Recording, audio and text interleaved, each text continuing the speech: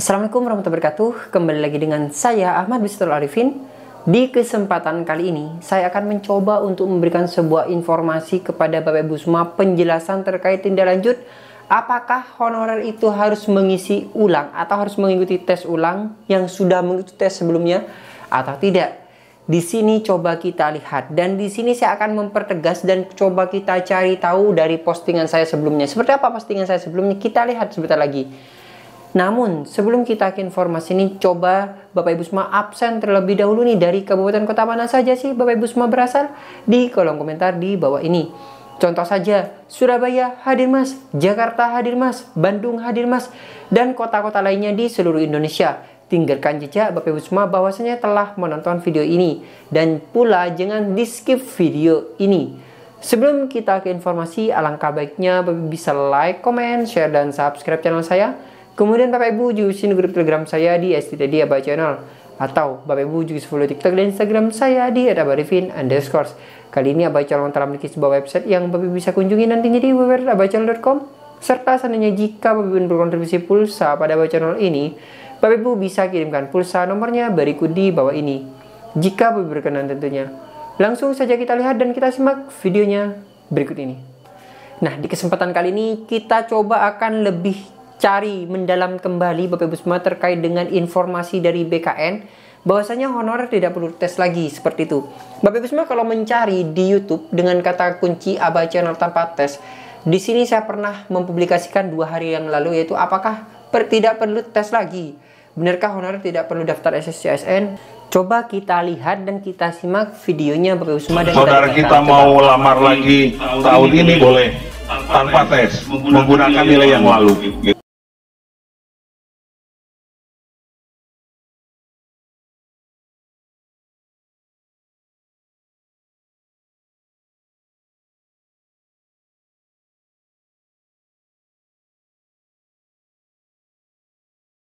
Gitu ya, jadi boleh menggunakan nilai yang lalu, tetapi kalau sekarang ikut yang lalunya gagal, tidak dipakai sertifikatnya, gitu ya.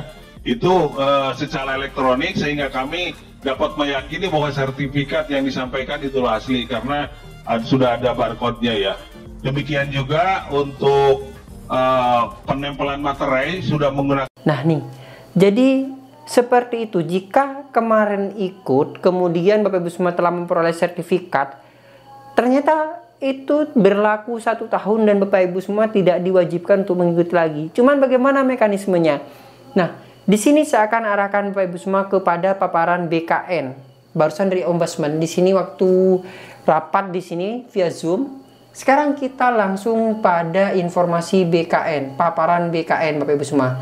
Di sini, nah ini saya sudah siapkan nih paparan BKN.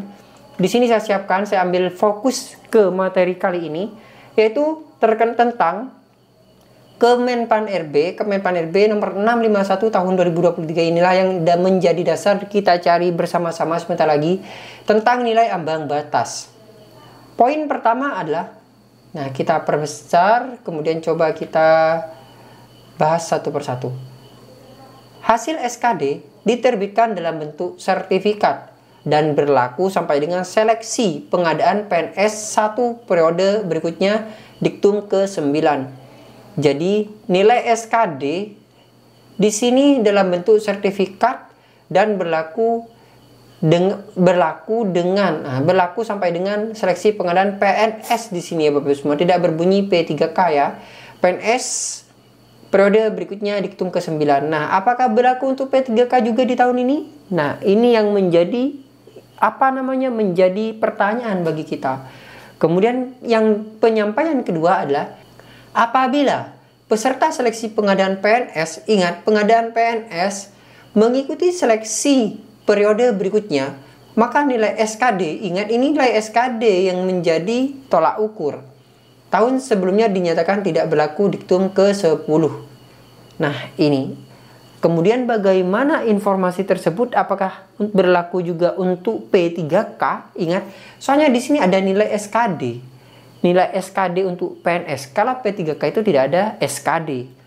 Nah, Kita sekarang lihat di bawah untuk mengecek bahwasannya sertifikat Bapak Ibu semua itu asli atau tidak, bisa mengunjungi nih sertifikat CAT bkn.go.id. Cara penggunaan, masukkan NIK, masukkan nomor peserta, kita bahas selanjutnya. Nah, selanjutnya kita coba bahas tentang Kemenpan RB nomor 651. Kalau kita melihat dari paparan BKN di sini tidak menyebutkan P3K ya Bapak Ibu semua, karena yang diinformasikan di sini adalah PNS, bukan ASN. Seandainya bunyi ASN ini juga berlaku untuk P3K, kan seperti itu. Tapi bagaimana komentar Bapak Ibu semua? Coba komentari di kolom komentar di bawah. Kita coba masuk pada Kemenpan RB. Nah, Kemenpan RB nomor 651 sesuai dengan informasi yang ada di situ, yaitu saya sudah downloadkan kepada Bapak Ibu semua tentang keputusan Menteri Pendayagunaan Aparatur Negara dan Informasi Birokrasi Republik Indonesia nomor 651 tahun 2023, yaitu tentangnya adalah nilai ambang batas seleksi kompetensi dasar pengadaan pegawai negeri sipil tahun anggaran 2023. Ingat, nilai ambang batas seleksi kompetensi pengadaan pegawai negeri sipil tahun 2023. Di sini ya Bapak Ibu semua. Di sini kok PNS semua, berbunyi PNS, tidak ada P3K. Coba kita kontrol F, P3K, perjanjian kerja. Nah, di sini untuk PNS karena ada kompetensi dasar. Nah, di situ disebutkan di dalam paparan BKN tersebut bahwasanya ada di diktum ke-9. Diktum ke-9 nih, diktum ke-9. Coba kita masuk pada diktum ke-9. Menimbang, mengingat, nah nih, menetapkan. Pertama, diktum pertama. Diktum kedua ini, pertama, nilai kompetensi dasar SKD pengadaan pegawai negeri sipil. Ingat, ini pegawai negeri sipil ya Bapak Ibu semua ini. Pegawai negeri sipil. Meliputi, nah coba kita lanjut ke bawahnya lagi. Ini tentang pegawai negeri sipil. Semuanya isinya pegawai negeri sipil. Ketiga, tentang SKD lagi. Keempat, durasi waktu pelaksanaan SKD. Kelima, keenam, ketujuh, ke-8, ke-9. Jadi intinya nanti di sini yang dimaksud nilai SKD. Nah, coba kita lihat diktum ke-8 sebelumnya dulu. Nilai kumulatif paling tinggi untuk SKD sebagaimana dimaksud pada diktum pertama adalah 550 dengan rincian 150 untuk TWK, 175 untuk TIU, kemudian 225 untuk TKP. Sedangkan diktum ke-9-nya adalah nilai SKD yang diperoleh oleh peserta seleksi pengadaan pegawai negeri sipil. Ingat, PNS ya Bapak Ibu semua. Di sini PNS. Tahun anggaran 2023 berlaku sampai dengan seleksi pengadaan pegawai negeri sipil 1 tahun berikutnya. Ingat, PNS ya Bapak Ibu semua. PNS. Ingat, PNS. Ke-10.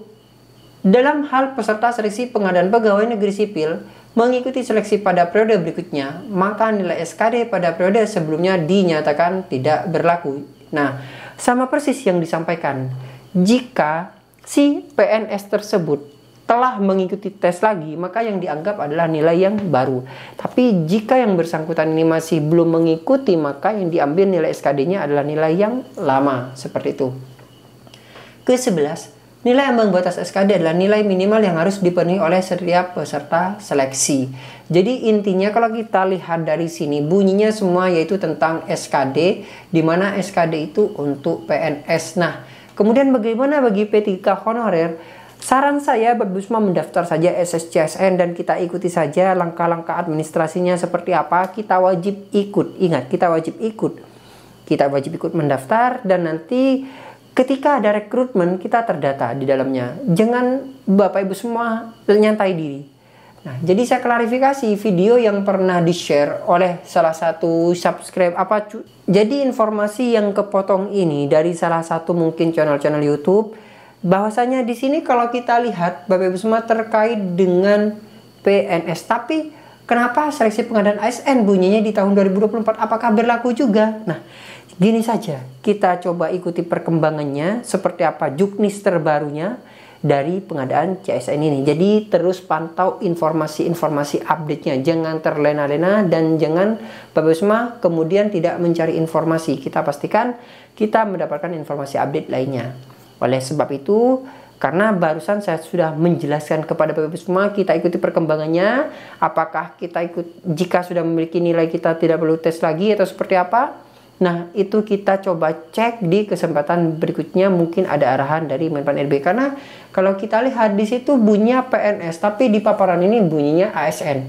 Di sini pada tahun 2024 diharapkan pengembangan dalam sistem maupun bisnis proses dapat diterapkan secara optimal.